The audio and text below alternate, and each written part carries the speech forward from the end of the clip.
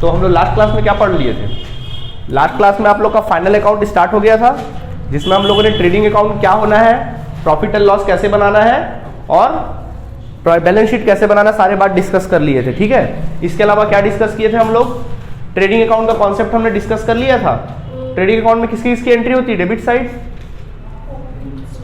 Side opening stock की entry होती है और परचेज की एंट्री होती है debit side, purchase return minus कर देते हैं, डेबिट साइड डायरेक्ट एक्सपेंसेस की एंट्री होती है और ग्रॉस प्रॉफिट में कहाँ चले जा रहे हो आराम से।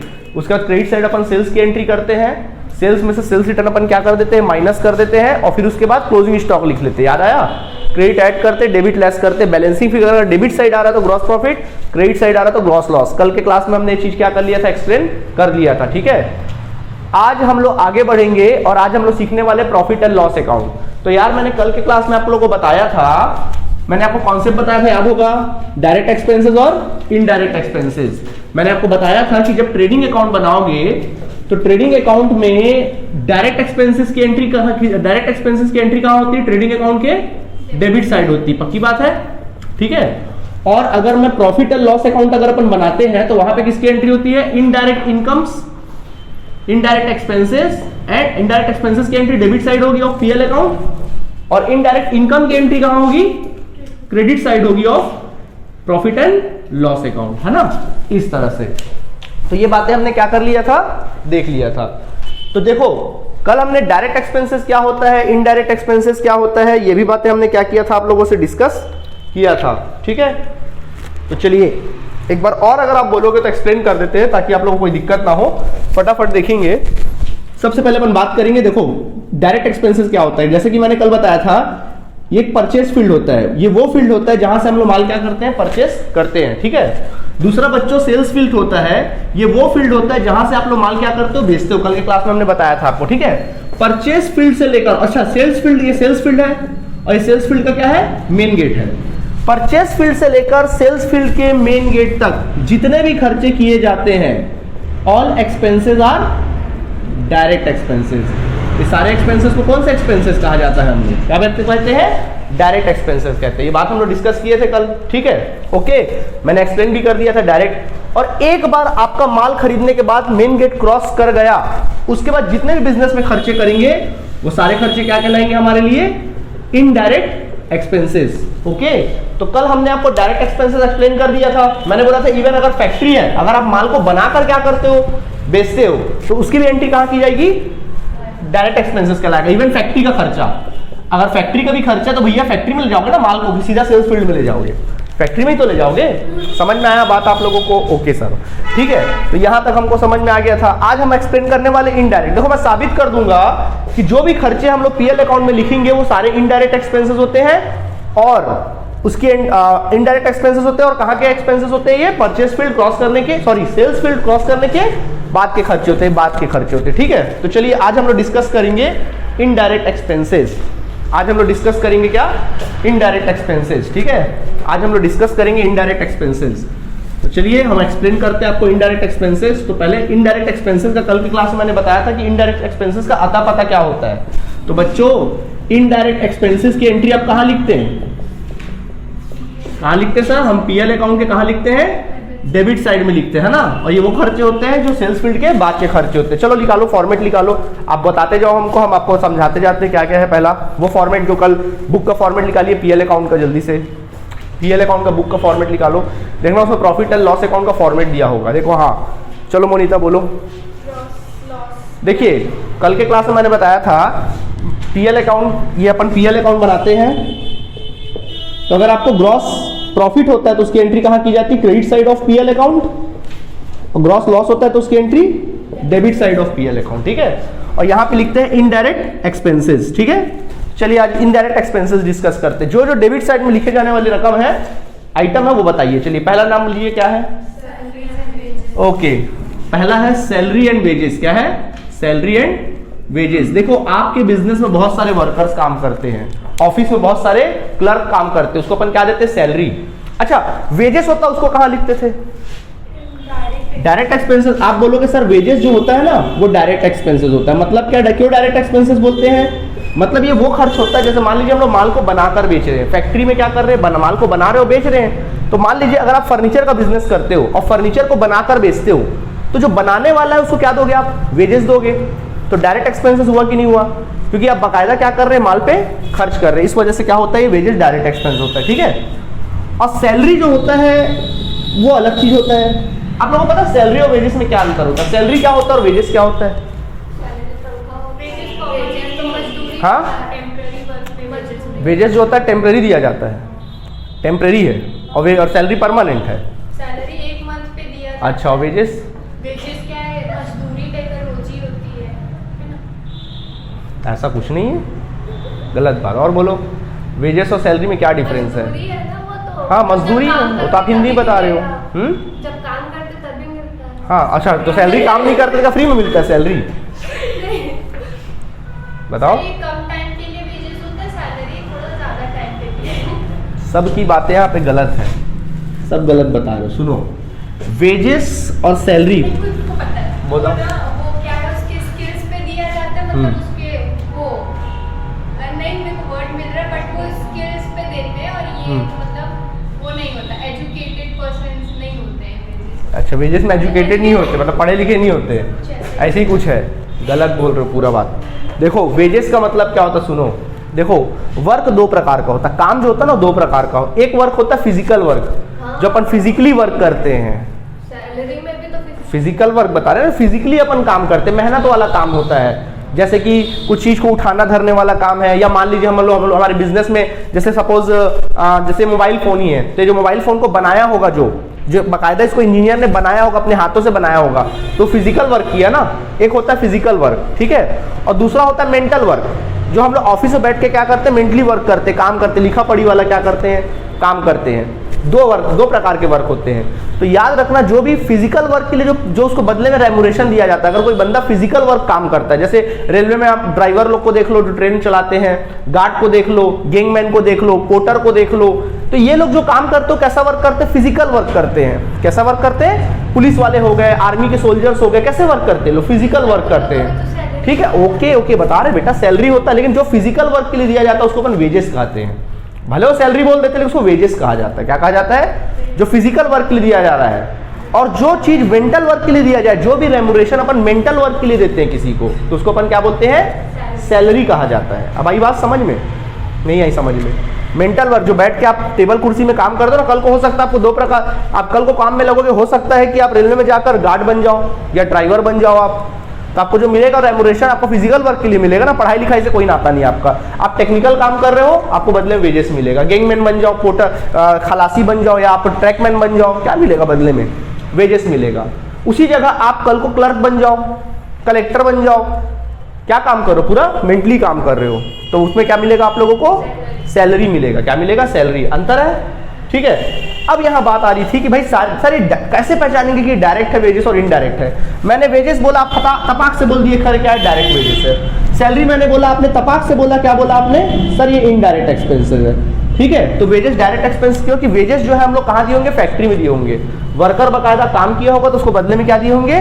वेजेस। एक मिनट। और सैलरी कहाँ दिए होंगे? इनडायरेक्ट एक्सपेंसेस, क्योंकि सैलरी ऑफिस में दिए होंगे। कहाँ दिए होंगे? ऑफिस, क्लर्क वर्क रहा होगा या वहां का वर्कर रहा होगा, उसको क्या दिए होंगे? बदले में सैलरी दिए होंगे। बोलो तुम्हारा डाउट क्या है? फैक्ट्री में भी तो जो मैनेजर होता है उसको तो सैलरी मिलेगी। बिल्कुल, हाँ। तो फैक्ट्रीज मैनेजर का अगर सैलरी, तो फिर वो डायरेक्ट एक्सपेंसेस कहला जाएगा। मैंने तो बोला ना, मैंने तो आपको जब पढ़ाया था कल बोला था ना, परचेस फील्ड से लेकर सेल्स फील्ड के बीच जितने भी खर्चे होते हैं वो सब कौन से खर्चे कहलाते हैं? Direct expenses. तो अगर इवन फैक्ट्री के मैनेजर को भी अगर आप सैलरी दे रहे हो तो 100% वो क्या होगा? डायरेक्ट। मैं ये थोड़ी ना बोल रहा हूँ कि उसको वेजेस बोलो। मैंने क्या ऐसा बोला कि जो फैक्ट्री में काम करता है उसको अपन वेजेस बोलते हैं? मैंने ऐसा तो नहीं बोला। मैंने बोला जो फिजिकल वर्क करता है उसको अपन क्या बोलते हैं? वेजेस। और जो मेंटल वर्क करता है उसको बोलते हैं सैलरी, ठीक है। अब अपन जब पीएल अकाउंट बनाते हैं तो एक कॉन्सेप्ट लेके चलते हैं कि वेजेस मतलब फैक्ट्री में दिए होंगे और सैलरी मतलब ऑफिस में दिए होंगे। नॉर्मल अपने जो वर्कर, जो हमारे बिजनेस के एम्प्लॉइज हैं, चाहे वो क्लर्क हो या किसी प्रकार का अकाउंटेंट हो या सीए हो, किसी को भी दिए होंगे वो सैलरी कहलाएगी, ठीक है। आप कुछ पूछ रही थी? वेजेस है और ये डायरेक्ट एक्सपेंसेस वाला है। नहीं, वो नहीं, खाली वेजेस बोला, डायरेक्ट एक्सपेंसेस ही मानिए आप। खाली वेजेस, बिल्कुल, डरने की कोई बात नहीं। साथ लिखा और हाँ बता रहे ना उसके बारे में, आप टेंशन मत लो। अगर खाली अलग अलग लिखा है तो फिर पता है क्या करना है, इनडायरेक्ट एक्सपेंसेस और ये डायरेक्ट एक्सपेंसेस, नो डाउट, ठीक है। लेकिन सर आप बोलो कि सर अगर ये एक साथ लिख दे, हमको क्वेश्चन में ऐसा दे दिया वेजेस एंड सैलरी, अब क्वेश्चन में हमको ये दे दिया वेजेस एंड सैलरी, या हमको दे दिया सैलरी एंड क्या दे दिया वेजेस, इसमें ही बच्चों को बहुत परेशानी होती है। इस प्रकार का क्वेश्चन दे दिया, तब सर क्या करें, हम तो फंस गए।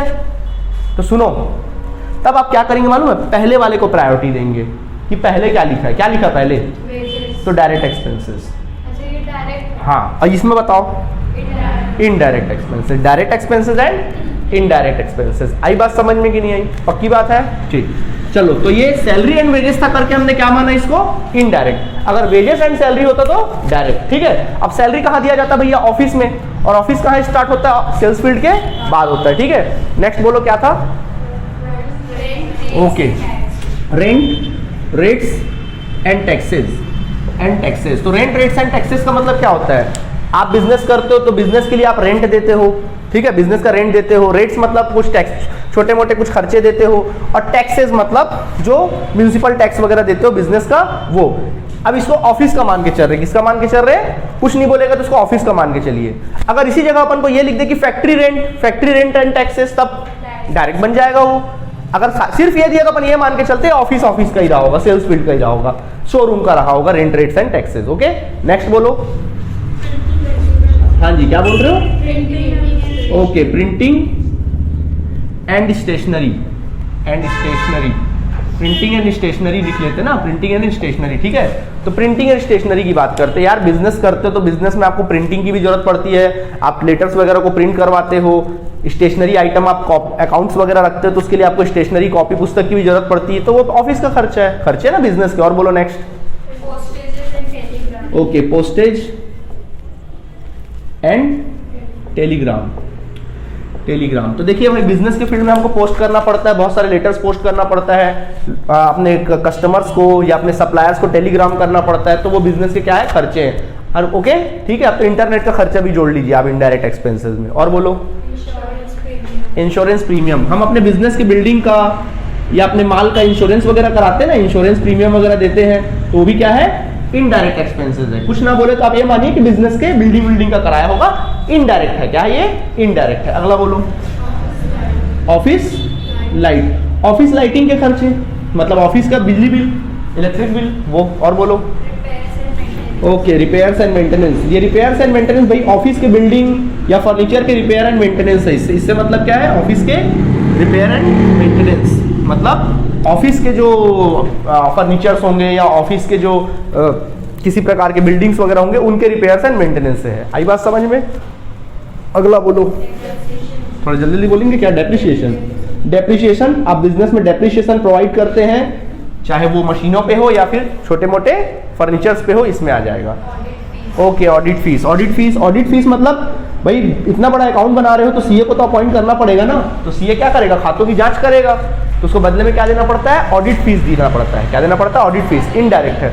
देखो, सीए अगर आप सीए को बाकायदा आप अपने बिजनेस में अपॉइंट किए हो, आप सीए आपके बिजनेस का एम्प्लॉई है, तब उसको क्या दोगे, सैलरी। लेकिन अब भाई, अब सीए को यार साल के एंड में उसका काम है, तो काहे के लिए साल भर का सैलरी दोगे, सीधा उसके पास छोटा मोटा बिजनेस है, सीधा जाइए सीए को काम दीजिए और अपना काम निकाल लीजिए और बदले में फीस दे दो उसको, ऑडिट फीस। और बोलो, बैंक चार्जेस। अगला क्या है, 10वां, बैंक चार्जेस। ओके भाई, बिजनेस में बैंक वगैरह की जरूरत पड़ती ना, बैंक के ट्रांजेक्शन्स होते हैं, तो क्या देते हो, बैंक चार्जेस देते हो, ठीक है।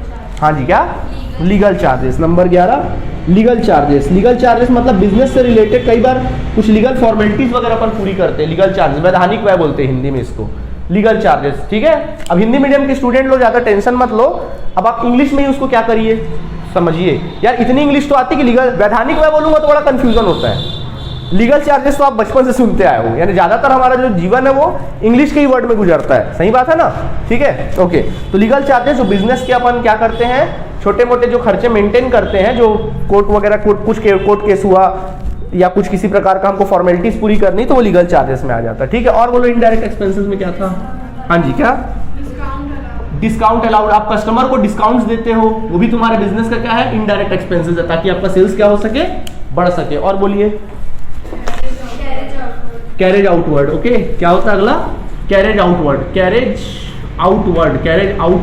बड़ा कंफ्यूजन है सर इसमें भी, समझ लो इसको भी, कैरेज क्या बोल रहे हैं हम, आउटवर्ड। देखो इसमें भी कहानी इसके पीछे भी, कैरेज आउटवर्ड। कैरेज का मतलब क्या होता है पहले ये बताओ, कैरेज का मतलब क्या होता है, भाड़ा होता है। कैरेज का मतलब होता है भाड़ा। और मालूम भाड़ा दो प्रकार का होता है। सबसे पहला होता है कैरेज इनवर्ड। क्या होता है कैरेज इनवर्ड? इनवर्ड मतलब आना, इनवर्ड मतलब इन होना, माल का क्या आना। आप आने पर भाड़ा दे रहे हो, मतलब कैसे आता है माल, खरीदोगे तो ही तो आएगा भाई। माल आता कैसे है, जब अपन खरीदते हैं तो ही माल क्या होता है, आता है। कैरेज इनवर्ड, यानी कैरेज इनवर्ड बोल रहे समझ जाना है क्या है, कैरेज ऑन परचेस है, मतलब खरीदने पर अपन भाड़ा दे रहे हैं। क्या दे रहे हैं, कैरेज ऑन परचेस मींस खरीदने पर अपन क्या कर रहे हैं, भाड़ा दे रहे हैं। आई बात समझ में आप लोगों को, ठीक है। और अगर कैरेज आउटवर्ड बोलता है, कैरेज क्या बोलता है, आउटवर्ड बोलता है। आउटवर्ड मतलब बाहर जाना, बाहर जाना। तो बोलो माल बाहर कब जाता है, जब सेल्स करते हैं, यानी कि अपन भाड़ा सेल्स पे भाड़ा दे रहे, बेचने पर भाड़ा दे रहे। कैरेज, कैरेज ऑन सेल्स, ये बात कर रहा है कैरेज ऑन सेल्स। लोग ना एम कॉम करके निकल जाते, बड़े कंफ्यूज रहते इसी में, कैरेज इनवर्ड क्या है, कैरेज आउटवर्ड क्या, खरीदने पर है बेचने पर है, बड़ा कंफ्यूजन है। कॉमन सेंस लगाओ ना यार। इनवर्ड मतलब आना, माल आता कब है, खरीदते जब आता है, कॉमन सेंस की बात है।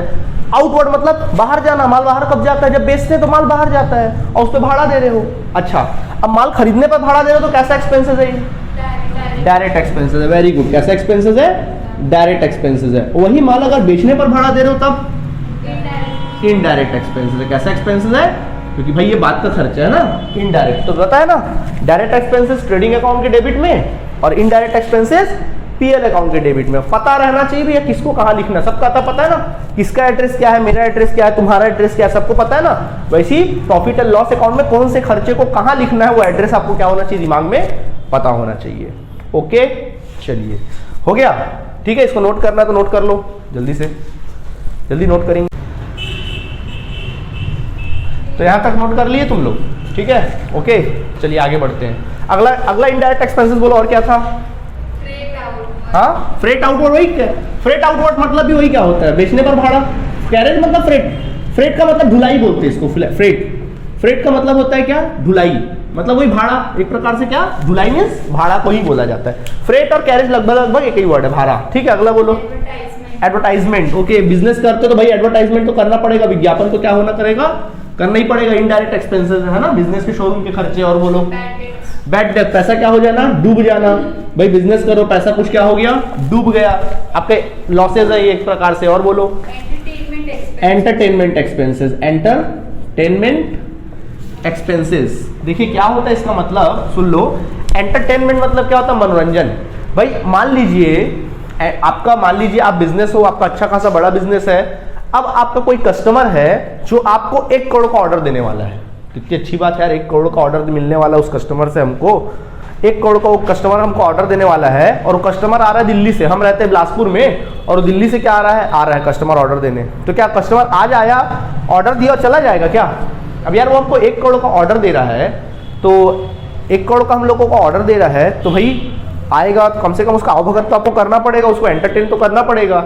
तो हम क्या करते हैं, वो जब आता है तो बाकायदा उसको जाते हैं, एयरपोर्ट जाएंगे उसको लेने, रिसीव करने के लिए, फिर वहां से बढ़िया कार में बैठा के उसको लाएंगे, सीधा ऑफिस नहीं ले आएंगे, सीधा उसको बढ़िया अच्छे होटल में रुकाएंगे, खाना खिलाएंगे, नाश्ता कराएंगे, उसके बाद फिर अपॉइंटमेंट फिक्स करेंगे, फिर वो आएगा। मतलब उसको इस प्रकार का उसको ऐसा एटमॉस्फेयर क्रिएट करके देंगे, उसके साथ ऐसा बिहेव करेंगे कि उसको एक अपनापन वाली फील आए, और हमको वो कॉन्ट्रैक्ट क्या करे, 1 करोड़ का दे के चले जाए। तो इस प्रोसेस में बहुत सारा खर्चा हुआ कि नहीं हुआ? वो आया, उसको आपने होटल में ठहराया, उसके ऊपर खर्चा किया, उसकी आवभगत की, खर्चा हुआ कि नहीं हुआ? तो बच्चों कैसा है ये एंटरटेनमेंट, ये भी तो बिजनेस का खर्चा है, एंटरटेनमेंट एक्सपेंसेस। आई बात समझ में? अगला बोलो, ट्रैवलिंग एक्सपेंसेस। नंबर क्या है अगला? Travelling expenses.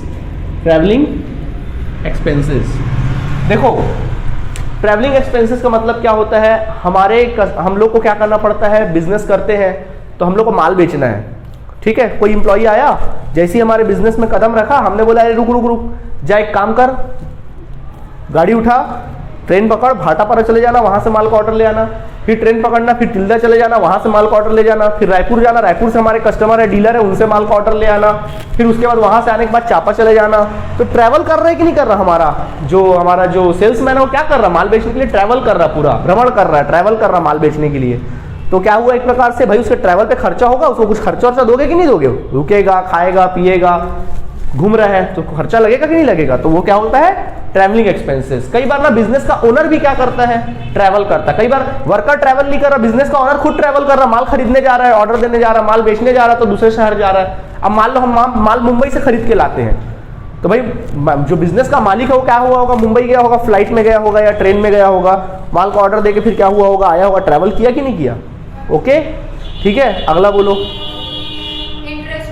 Interest on loan. Business करते हो तो क्या लेते हो, लोन लेते हो ना, तो उस पर इंटरेस्ट जो देते हो तुम्हारा क्या है, उस लोन पे खर्च है। लोन लायबिलिटी होता है, इंटरेस्ट ऑन लोन क्या होता है, एक्सपेंसेस होता है, वो भी इनडायरेक्ट एक्सपेंसेस। ओके अगला बोलो।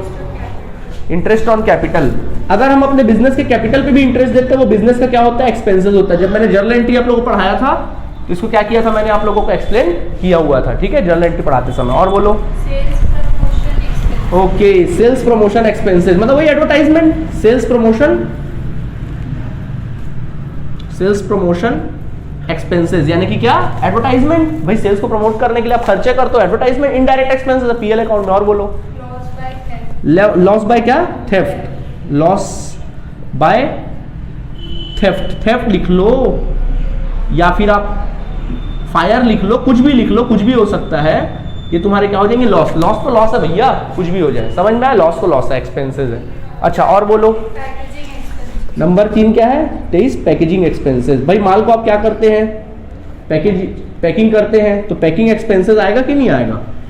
हाँ बोलो। जैसे ये पैकेजिंग एक्सपेंसेस तो फैक्ट्री के बाद ही हो गए ना, दुकान में तो डायरेक्ट पैकेज हो क्या आता है। वो सीधापन क्या करते हैं, जब बड़ा वो वाला पैकिंग को सोच रहा है, जो अपन सीधा बड़ा पैकिंग करते हैं ना, जब माल बेचने के समय में, जैसे कोलगेट का बॉक्सेस है, वो होता है एक प्राइमरी पैकिंग होता है, दूसरा सेकेंडरी पैकिंग होता है। जो अपन इकट्ठे अपन क्या करते हैं, पैक करते हैं, तो वो अलग पैकिंग है। नहीं नॉर्मल पैकिंग बोलेगा तो आप इसको इनडायरेक्ट ही मानिए, फैक्ट्री का मत मानिएगा, ठीक है, उतना ज्यादा डिटेल नहीं देगा। पैकिंग मतलब वो वाला पैकिंग बोल रहा है, जो माल अपन बेचते सीधा कार्टून में पैक नहीं करते एक साथ माल को डाल के, वो वाला पैकिंग है, मतलब वो दुकान का खर्चा है। आई बात समझ में, शॉप का एक्सपेंसेस है। और बोलो। और भी मिसलेनियस एक्सपेंसेस, और भी छोटे मोटे खर्चे, और भी मिसलेनियस एक्सपेंसेस मींस और भी छोटे मोटे और भी खर्चे जो भी होंगे। तो आप लोगों को इनडायरेक्ट एक्सपेंसेस समझ में आया कि नहीं आया, आ गया समझ में। और आप लोगों को आया कि नहीं आया, बिल्कुल आ गया, ठीक है। चलिए आगे बढ़ते हैं अब अपन लोग, ठीक। तो चलिए यहाँ तक आप लोगों को क्लियर हो गया इनडायरेक्ट। अब अपन बात करते हैं किसके, इनडायरेक्ट इनकम की बात करते हैं। तो बताइए जो इनडायरेक्ट इनकम होता है बिजनेस का, उसकी एंट्री अपन लोग कहाँ पे करते हैं। इनडायरेक्ट इनकम पीएल अकाउंट के कहाँ करेंगे, क्रेडिट साइड करेंगे, है ना, पीएल अकाउंट के क्रेडिट साइड। ये ऐसे इनकम है जो बिजनेस की इनकम तो नहीं है। भाई हम बिजनेस किसका करते हैं, माल बेचते हैं, तो जो माल बेच रहे हो सेल्स हो रहा है, वो भी इनकम है, लेकिन वो कैसा सेल्स हो रहा है, वो हमारे बिजनेस का क्या है, सेल्स है, वो डायरेक्ट इनकम है। जो सेल्स कर रहे हो, पर्टिकुलर जिस चीज का तुम बिजनेस कर रहे हो, उसके बेचने से, उसके सेल्स से जो इनकम हो रहा है, वो तुम्हारा इनडायरेक्ट इनकम है, सॉरी डायरेक्ट इनकम है, सॉरी क्या है, डायरेक्ट इनकम। इसके अलावा बिजनेस को तरह तरह के इनकम होते हैं, सेल्स के अलावा भी बहुत सारे इनकम हो जाते हैं, जिसको हम लोग कहते हैं इनडायरेक्ट इनकम। बताऊं क्या क्या है, चलो पहला बोलो क्या है, इंटरेस्ट रिसीव्ड। यार बैंक में पैसे जमा करते हो तो कई बार आपको क्या मिल जाता है, उस पर इंटरेस्ट रिसीव्ड हो जाता है। क्या वो आप बैंक पैसे का बिजनेस करते हो क्या, फाइनेंसिंग बिजनेस करते हो क्या, इंटरेस्ट मिल रहा है ना, इनडायरेक्ट इनकम है। वो आपके बिजनेस का नहीं है, परंतु वो मिल गया ना, बिजनेस से तो रिलेवेंट था, इनडायरेक्ट इनकम है। और बोलो। Rent received. क्या, रेंट रिसीव्ड। मान लीजिए हमारा बिजनेस चलता है, तो मान लीजिए हमारा बिजनेस है, ये हमारे बिजनेस की प्रॉपर्टी है, ठीक है। अब हमारा बिजनेस चलता है, अब हमारे बिजनेस इस इतने आधे पार्ट पे बिजनेस चलता है, हमारा खुद का बिजनेस चलता है, और आधा पार्ट खाली पड़ा, क्या करें भैया, इसको हमने क्या कर दिया, किराए पर दे दिया। क्या कर दिया, हम बिजनेस कर ही रहे थे और बिजनेस का आधा पार्ट क्या कर दिया, किराए पर दे दिया। किराया आ रहा है ना, पैसा आ रहा है कि नहीं आ रहा है, इनडायरेक्ट। कैसा इनकम है, इनडायरेक्ट। बिजनेस का इनकम नहीं, लेकिन फिर भी क्या है, इनडायरेक्ट, बिजनेस से रिलेवेंट है करके इनडायरेक्ट इनकम है। और बोलो। Commission received. अगला क्या है, कमीशन रिसीव्ड। Commission received. देखिए कई बार हम बिजनेस करते हैं, जैसे मान लीजिए हम कपड़े का बिजनेस करते हैं, हम कपड़ा खरीदते हैं और कपड़ा को क्या करते हैं, बेचते हैं, ठीक है, ये कपड़े का बिजनेस करते हैं।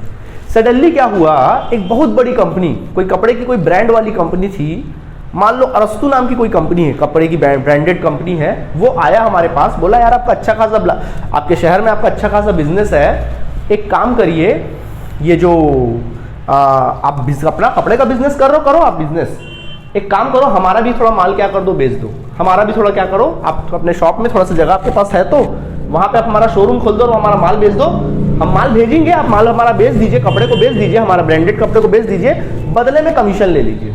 बदले में क्या ले लो? एक प्रकार से इनडायरेक्ट इनकम हो गया कि नहीं हो गया? हमारा बिजनेस चल रहा था, हमको इनकम हो रहा था, इसके अलावा अगर हमको अलग से कमीशन मिलकर क्या हो गया? इनकम हो गया। और बोलो नेक्स्ट। अब ये क्या बोलना है यार? अब आप बिजनेस कर रहे हो और आप माल खरीदते हो तो उस पर आपको क्या मिलता है? डिस्काउंट मिलता है, तो डिस्काउंट रिसीव्ड, आपके बिजनेस का क्या हो गया? इनकम हो गया। और बोलो। Okay, profit on sales of investment ले लो। इन्वेस्टमेंट क्या होता है यार? मैंने तुम लोग को पहले वाले क्लास में बता चुका हूँ, जर्नल एंट्री पढ़ाते समय, तो सब पता होना चाहिए तुम लोग को, ठीक है? तो profit on sales of investment, अगर हम लोग अपने बिजनेस का किसी प्रकार का इन्वेस्टमेंट को बेचते हैं, उसमें प्रॉफिट हो जाता है, तो बिजनेस का इनडायरेक्ट है। क्या इन्वेस्टमेंट का बिजनेस करते हो, लेकिन सडनली प्रॉफिट हो गया, मान लो इनकम है, ठीक है? इसके अलावा इन्वेस्टमेंट के साथ साथ आप लिख सकते हो फिक्स्ड एसेट्स। क्या लिख सकते हो? Fixed assets.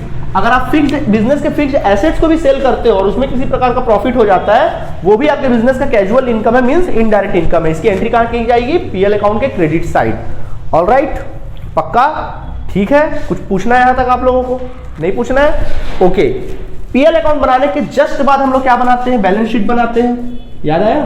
तो बैलेंस शीट का कल फॉर्मेट मैंने बताया था आप लोगों को। क्या बताया था बैलेंस शीट के फॉर्मेट के बारे में? मैंने पहले कैपिटल लिखना, उसमें नेट प्रॉफिट ऐड कर देना, यही तो बोला था। ओके, अगर नेट लॉस है तो क्या कर देना? माइनस कर देना, ठीक? और घटाने के बाद जो आएगा उसको क्या कर लेना? बाहर निकाल लेना।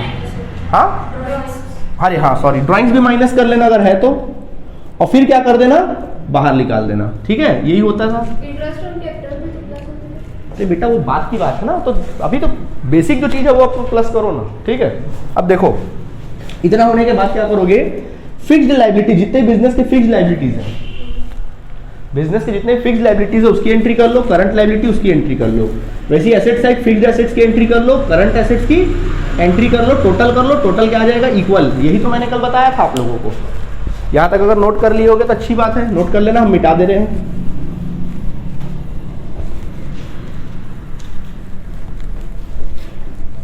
तो देखिए, एक तरीका होता है बैलेंस शीट बनाने का, ये वाला फॉर्मेट, जिसको हम लोग बोलते हैं फिक्स्ड मेथड। समझ में आया? दूसरा एक मेथड होता है जिसको हम लोग कहते हैं लिक्विडिटी मेथड, और उसमें कैसे बनता है ना? उल्टा बनता है। हो सकता है आपको इस प्रकार भी बैलेंस शीट बनाने के लिए बोले, या आप लोग को बनाना पड़ सकता है, आपके कॉलेज में ऐसा पढ़ाए। कुछ नहीं करना है, उल्टा कर दो उसका, जस्ट उल्टा। करंट लायबिलिटी पहले लिख लो, फिक्स्ड लायबिलिटीज पहले लिख लो, उसके बाद अंत में फिर क्या करो? कैपिटल, और कैपिटल में क्या जोड़ते हो? नेट प्रॉफिट, और अगर नेट लॉस है तो क्या कर देते हो? माइनस कर देते हो। ड्राइंग से तो क्या कर देते हो? माइनस कर देते हो। होता है कि नहीं होता है? यही करते हो, ओके। और फिक्स्ड, वहां पे क्या लिखे थे? फिक्स्ड एसेट्स पहले लिखे थे, पहले लिख लो करंट एसेट्स और फिर फिक्स्ड एसेट्स। इसको लिक्विडिटी फॉर्म बोलते हैं बैलेंस शीट का। समझ में आया कि नहीं आया? कौन सा फॉर्म बोलते हैं? हाँ, अंतर ये ना भाई, अंतर ये है कि भाई ये देखो, इसमें क्या था? पहले कैपिटल और ये सबको लिखे, फिर फिक्स्ड लायबिलिटी लिखे, फिर करंट लायबिलिटी लिखे अंत में। यहाँ पे फिक्स्ड एसेट्स पहले लिखे, करंट एसेट्स पहले लिखे यहाँ पे। लेकिन यहाँ पर हमने क्या किया? करंट लायबिलिटी पहले लिखे, फिर फिक्स्ड लायबिलिटी लिखे, फिर कैपिटल वगैरह लिखे अंत में। नीड क्या है? कुछ ऐसा कुछ नहीं है, वो कॉलेज के ऊपर है, जिसकी मर्जी जैसा बनाओ, ऐसा कुछ है नहीं। बस ऊपर नीचे कर, हाँ ऊपर नीचे कर दिए ज्यादातर। तो देख लेना भाई आपके कॉलेज में कैसा पढ़ाते हैं, आप डिसाइड कर लेना जैसे बनाना है। वैसे इसमें थोड़ा कॉम्प्लिकेटेड हो जाता है, बहुत हॉच पॉच हो जाता है, वो सबसे बेस्ट है, उसमें अपन को बनाने में कोई दिक्कत नहीं होता। तो चलिए, यहाँ तक हम लोग का सब क्लियर हो गया। हम लोगों ने क्या क्या सीख लिया। अब आप बोलोगे सर आपने फिक्स्ड एसेट्स और करंट लायबिलिटी को आपने एक्सप्लेन नहीं किया कि क्या क्या फिक्स्ड एसेट्स होते हैं और क्या क्या करंट लायबिलिटी। तो भैया जब मैंने आपको जर्नल एंट्री पढ़ाया था, तो जब हमने इंट्रोडक्शन वाली क्लास बताई थी, तब हमने आपको बकायदा उसको चीज को क्या किया था? एक्सप्लेन किया था क्या फिक्स्ड एसेट्स होता है और क्या करंट एसेट्स होता है, क्या करंट लायबिलिटी होता है और क्या करंट एसेट्स होता है। याद आया कि नहीं आया? या फिक्स्ड लायबिलिटीज होते हैं, ये सारी बातें हम लोग डिस्कस कर दिए थे, और वो आपके अंतरात्मा भी क्या हो गया होगा? बस गया होगा अभी तक। ठीक है, चलिए। तो आज हम लोग देखो जब फाइनल अकाउंट बनाते हैं, तो देखो मैंने क्या सिखाया था आपको, जो फाइनल अकाउंट बनाया जाता है वो कब बनाया जाता है? जो फाइनल अकाउंट क्या करता है, ध्यान दो, फाइनल अकाउंट जो बनाया जाता है वो कब बनाया जाता है? साल के एंड में। कौन सी तारीख को बनाया जाता है? 31 मार्च फलाना फलाना ईयर। चलो मान लो अपन बनाते हैं 2021, 31 मार्च 2021। इसका मतलब क्या होता है? गौर समझना। इसका मतलब क्या होता है कि हमारा बिजनेस जो स्टार्ट हुआ होगा 1 अप्रैल 2020 हमारा ओपनिंग डेट हुआ होगा, और क्लोजिंग डेट कब हो रहा है 31 मार्च 2021, यानी आप 1 अप्रैल से लेकर 31 मार्च यानी 30 मार्च, एक दिन पहले 30 मार्च तक आप बिल्कुल बेफिक्र होकर बढ़िया मजे से बिजनेस क्या किए होगे, आप लोगों ने किया होगा, सही बात है। उसके बाद 31 मार्च के तारीख को साल के एंडिंग डेट में आप फाइनल अकाउंट बनाने बैठे, जिसमें आप बना रहे हो trading account, PL account and then balance sheet. यही बना रहे हो कि नहीं बना रहे हो, ठीक है। और इसमें आपको कौन कौन से कंटेंट मिले, आपको कौन कौन से कंटेंट मिले, एक एक्सपेंसेस मिले, लॉसेस मिले। कोई भी बिजनेस में क्या चीजें होती है, एक्सपेंसेस या लॉस होगा, इनकम के अकाउंट होंगे, कुछ अकाउंट्स होते हैं ना, इनकम के अकाउंट होंगे या प्रॉफिट के अकाउंट होंगे या आपके एसेट्स के अकाउंट होंगे और आपके लायबिलिटीज के अकाउंट्स होंगे, ठीक है, सारे अकाउंट्स होंगे। तो सारे अकाउंट्स को कहां पर ट्रांसफर करते थे, लेजर से, सारे लेजर को अपन कहां ट्रांसफर करते थे, लेजर बनाते थे, और लेजर से अपन क्या बनाते थे, ट्रायल बैलेंस बनाते थे, याद आया, क्या बनाते थे, ट्रायल बैलेंस। यानी जितने भी हमारे बिजनेस में अकाउंट्स हैं, जितने भी ये अकाउंट्स हैं, चाहे वो एक्सपेंसेस का अकाउंट हो, इनकम का अकाउंट हो, एसेट्स का अकाउंट हो या लायबिलिटी का अकाउंट हो, उन सारे अकाउंट्स को हम लोग क्या करते थे, ट्रायल बैलेंस में लिख लेते थे। इसी ट्रायल बैलेंस में देख देख कर ही हम लोग क्या करते हैं, ट्रेडिंग अकाउंट बनाते हैं, पीएल अकाउंट बनाते हैं और बैलेंस शीट बनाते हैं। ओके, यानी कि लेजर से ही आधार पे क्या बनाया जाता है, ट्रायल बैलेंस, और ट्रायल बैलेंस के ही बेस पे क्या बनाया जाता है, फाइनल अकाउंट। सही बात है, मानते हो इस चीज को। तो अब एक बात सोचो, आप क्या सोचेंगे, अब एक बात सोचिए कि अगर मान लीजिए हमने कोई अकाउंट बनाया, सपोज लेजर बनाया हमने, ठीक है, मान लो लेजर बनाया हमने, परचेस अकाउंट बनाया, तो परचेस अकाउंट बनाया तो परचेस का जो लेजर होगा वो कुछ बैलेंस शो कर रहा होगा, मान लीजिए वो बैलेंस शो कर रहा है 1 लाख रुपए। तो इसका मतलब क्या हुआ, इसका मतलब ये हुआ सर कि साल भर के दौरान हमने 1 लाख का माल खरीदा है। ये इस बात को क्या करता है, एक्सप्लेन करता है। यानी कि 1 अप्रैल 2020 से लेकर 31 मार्च 2021 तक आपने कुल मिला के 1 लाख का क्या किया, माल खरीदा है, ठीक है। तो इसी को बंद करके आप कहां ले जाते हो, ट्रायल बैलेंस ले जाते हो, और ये लेजर क्या हो जाता है, बंद हो जाता है। जो लेजर परचेस अकाउंट हो क्या हो जाता है, बंद हो जाता है, क्योंकि आपने इसको कहां ले गए, ट्रायल बैलेंस में ट्रांसफर कर दिया और उससे फाइनल अकाउंट में पहुंच गए, ठीक है। अब सोचो कि भाई ठीक है, जैसे ही हमने लेजर बंद किया तो क्या बिजनेस को बंद कर देंगे, क्या हम बिजनेस तो हमारा चलता रहेगा। हमने लेजर जैसे ही बंद किया, हमने मान लिया कि 31 मार्च तक क्या किया हमने, चलो 31 ही मार्च की डेट को लेते हैं, मान लिया हम लोगों ने कि 31 मार्च को हमने खाते को क्या किया, लेजर को बंद किया, 1 लाख का हमारा पता चल गया और हमने ट्रांसफर भी कर दिया उसको, ठीक है। लेकिन उसी समय 31 मार्च बीता नहीं था, उसी समय 12 बजा नहीं था उस समय रात का, उसी समय एक मतलब कुछ ऐसा सिचुएशन आ गया कि हमने 20,000 का माल और खरीद लिया। नहीं खरीद सकते हो, 20,000 का माल आपने क्या किया, खरीद लिया, मतलब 1 लाख के बाद आपने 20,000 का माल और खरीदा। अब बताओ उसकी एंट्री कहां करोगे, अब बताओ उसकी एंट्री कहां करोगे, हाँ नहीं ठीक है, अच्छी बात बोल रही हो, तो तुम एडजस्ट कर रही हो, मैं बोल रहा अब बताओ उसकी एंट्री कहां करोगे, क्योंकि आपने लेजर को तो बंद कर दिया। आप बोलोगे सर परचेस अकाउंट में एंट्री करेंगे। अगर हम 20,000 का और माल परचेस कर रहे हैं तो हम इसकी एंट्री कहां करेंगे, परचेस अकाउंट में करेंगे। लेकिन परचेस अकाउंट में कैसे करोगे, उसको तो आपने बंद कर रखा है, और उसको ट्रायल नहीं, नेक्स्ट ईयर कैसे कर दोगे भाई, 31 मार्च को आप खरीद रहे हो तो 31 मार्च को खरीद रहे हो तो एंट्री भी 31 मार्च की होगी। हाँ एडजस्ट करेंगे, बिल्कुल सही बात है। कैसे एडजस्ट करेंगे, आप क्या करोगे, सीधा जो आप परचेस 1 लाख को कहां लिखे होगे, ट्रेडिंग अकाउंट के कहां लिखे होगे, ये ट्रेडिंग अकाउंट बनाया होगा ना फाइनल अकाउंट, ये परचेस कहां मिलेगा आपको, खोजोगे जाके परचेस को, तो परचेस ये जो 1 लाख का कहां लिखा रहा होगा, ट्रेडिंग अकाउंट के डेबिट साइड लिखा रहा होगा। अब आपने 20,000 का और माल खरीदा, तो आपको दर्शाना है कि आपने कुल मिला के 1,20,000 का माल खरीदा साल भर में, तो आप क्या करोगे, इस 20,000 को ले जाके न्यू परचेस को ले जाके क्या कर दोगे, ऐड कर दोगे, तो आपका परचेस कितना दिखाई देगा, 1,20,000। यानी कि आज हम क्या सीखने वाले हैं, हम लोग सीखने वाले हैं एडजस्टमेंट। क्या सीखने वाले हैं हम टॉपिक में, एडजस्टमेंट। क्यों किया जाता है एडजस्टमेंट क्यों किया जाता है, जब कभी हम लोग लेजर बनाते हैं, लेजर को बंद कर देते हैं और ट्रायल बैलेंस में ट्रांसफर कर दिए और उसको फाइनल अकाउंट में भी ट्रांसफर कर दिए, और उसके बाद अगर कोई ट्रांजैक्शन हो, लेजर को बंद करने के बाद अगर कोई ट्रांजैक्शन होता तो उसकी एंट्री कहां करे, तो उसको सीधा क्या कर देते हैं, एडजस्ट कर देते। जैसे कि आपने बोला क्या कर देते हैं, एडजस्ट। जैसे यहाँ पे हुआ था ना, 1 लाख हमने बंद कर दिया था, हमने देखा साल भर में हमने माल खरीदा 1 लाख का और इसको बंद कर दिया और हमने फाइनल अकाउंट में क्या कर दिया, ट्रांसफर भी कर दिया। सडनली उसी तारीख को क्या हुआ, हमने और माल खरीद लिया 20,000 का। अब सवाल उठता है इसकी एंट्री कहां करें, परचेस अकाउंट तो बंद हो चुका है, तो सीधा एक काम करो ना, कुल मिला के आपने कितना परचेस किया, सोचो 1,20,000।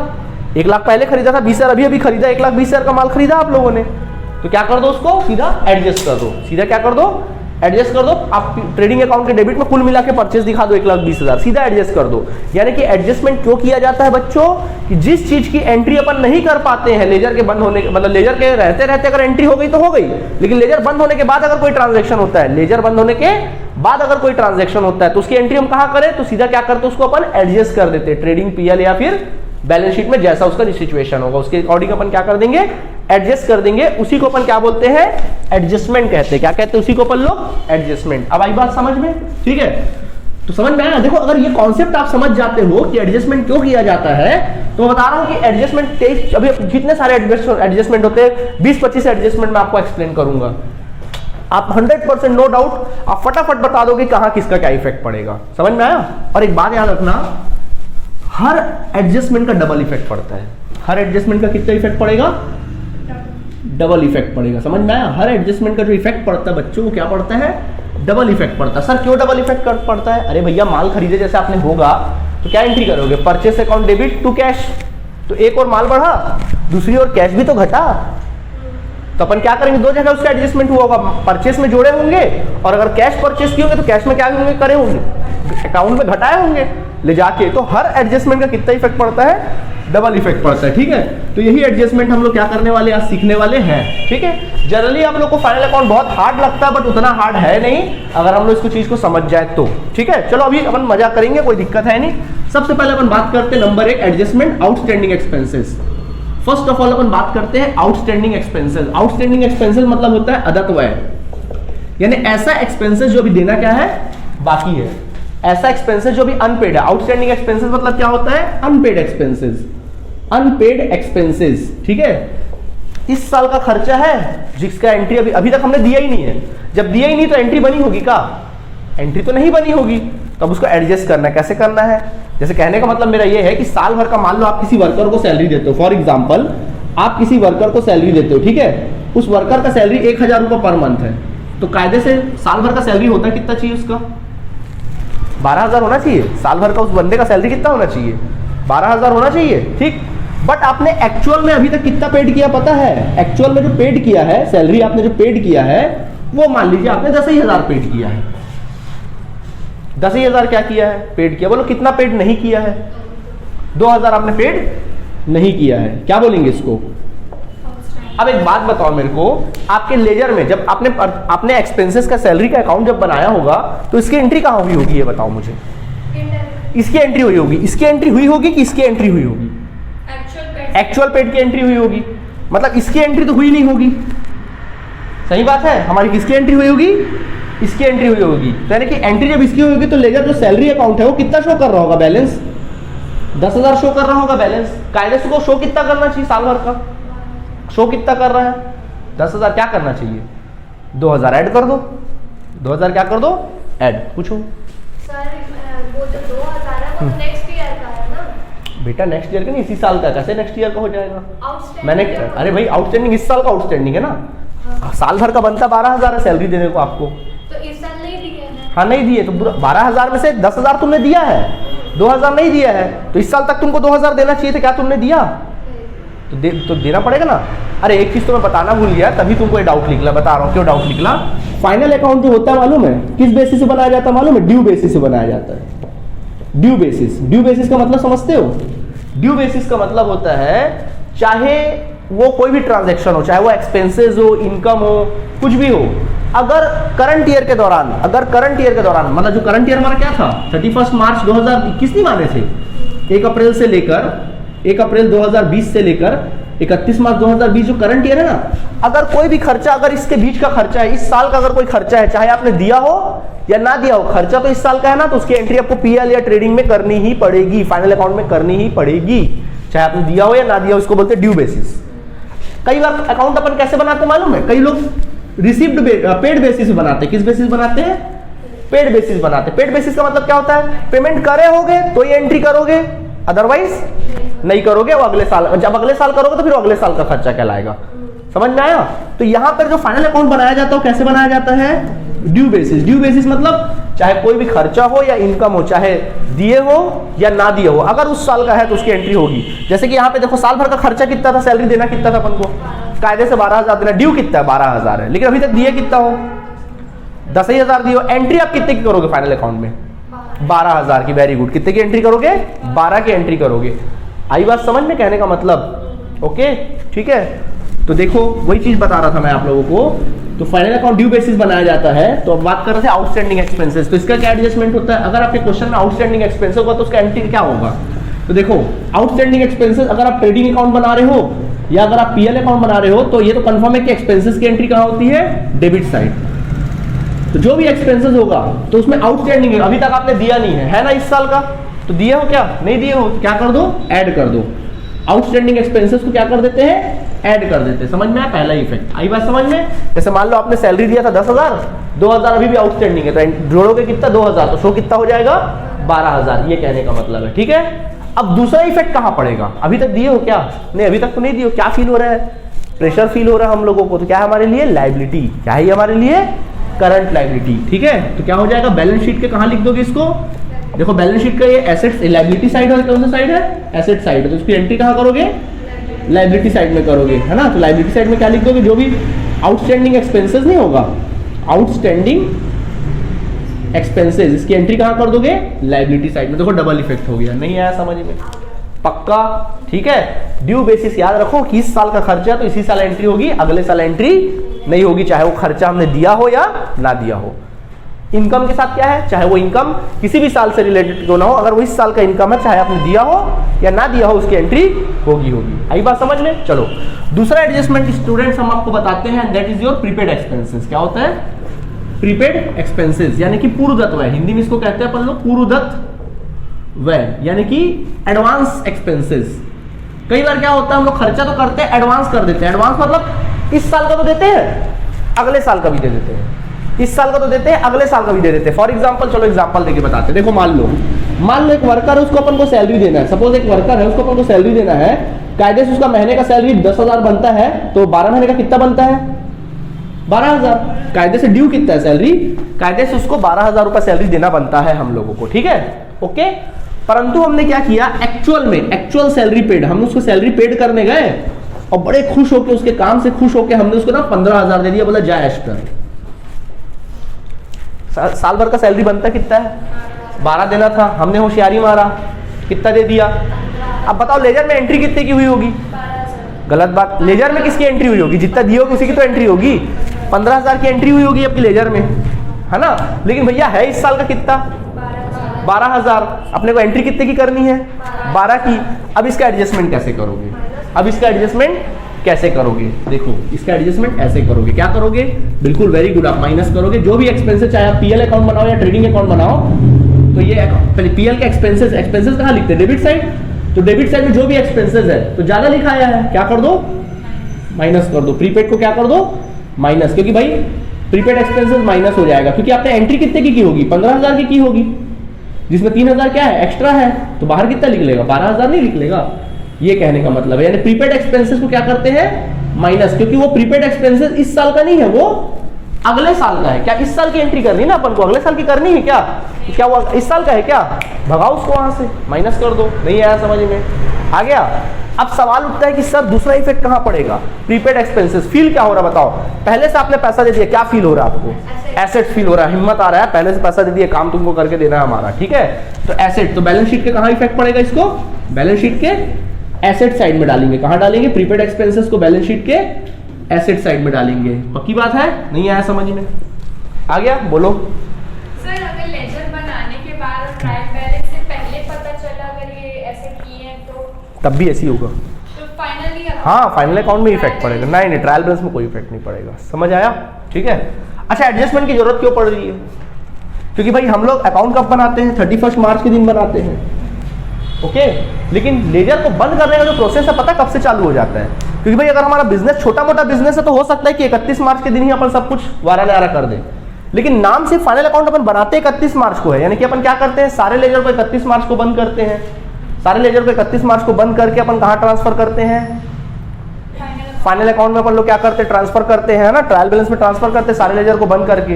क्या ये पॉसिबल है? अगर छोटा मोटा बिजनेस है तो पॉसिबल है कि हम लोग सारे लेजर को एक ही दिन बंद कर दे। लेकिन अगर हमारा बिजनेस बहुत बड़ा है, हमारे बिजनेस में 100-150 एसेट्स है, 100-150 लाइबिलिटीज है, हजारों कस्टमर्स है, तो क्या ये पॉसिबल है कि एक दिन में अपन सारे लेजर्स को बंद कर दें? पॉसिबल नहीं है। तो ये प्रोसेस ना बच्चों तकरीबन ना 1 महीना पहले से शुरू हो जाता है, बिफोर 1 मंथ। 1 महीना पहले से बिफोर प्रोसेस चालू हो जाता है, सॉरी यार 1 मंथ, यानी जो प्रोसेस है वो 1 महीना पहले से ही शुरू हो जाता है, तकरीबन 1 या 1.5 महीना पहले शुरू हो जाता है अकाउंट्स को बंद करने का। तो बिजनेस तो बंद नहीं कर सकते ना, बिजनेस तो हर पल चलते रहता है, इस वजह से एडजस्टमेंट करने की नौबत आती है। आई बात समझ में? क्योंकि उसकी एंट्री लेजर में नहीं हो पाई, सीधा एडजस्ट कर दो, इस वजह से। समझ में आया? हम लोग रट्टा तो मार लेते कि एडजस्टमेंट कैसे कैसे होता है, लेकिन होता क्यों एडजस्टमेंट ये अपन को पता नहीं होता। अब क्लियर हुआ तुम लोगों को ये बात? ओके, चलिए यहां तक जल्दी से नोट करिए, फिर और एडजस्टमेंट देखते हैं।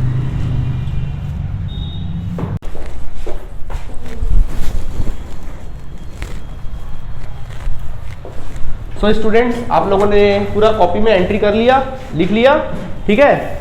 अब बाकी का जो एडजस्टमेंट है वो अपन लोग कल के क्लास में देखेंगे, ठीक है। आज के लिए इतना काफी है, आगे एडजस्टमेंट कल देखेंगे, ठीक है। Okay, thank you.